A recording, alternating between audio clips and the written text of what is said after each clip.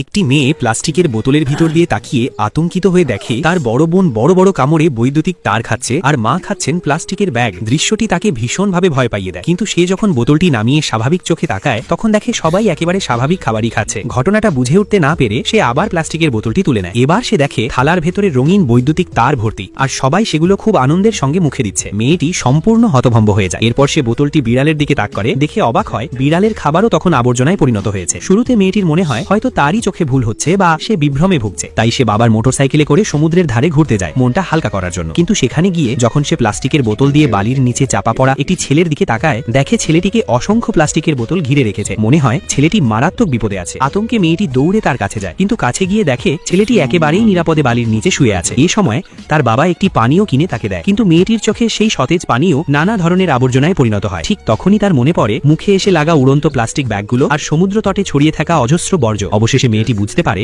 মানুষ পরিবেশের যত্ন না নেওয়া, ইচ্ছে মতো আবর্জনা ফেলা আর দূষণের কারণেই পরিবেশ এতটা নষ্ট হয়ে গেছে, আর সেই কারণেই সে এই ভয়ঙ্কর দৃশ্যগুলো দেখতে পাচ্ছে। এরপর থেকে মেয়েটি প্রতিদিন বাবার সঙ্গে সমুদ্র তটে যায় এবং আবর্জনা পরিষ্কার করতে শুরু করে।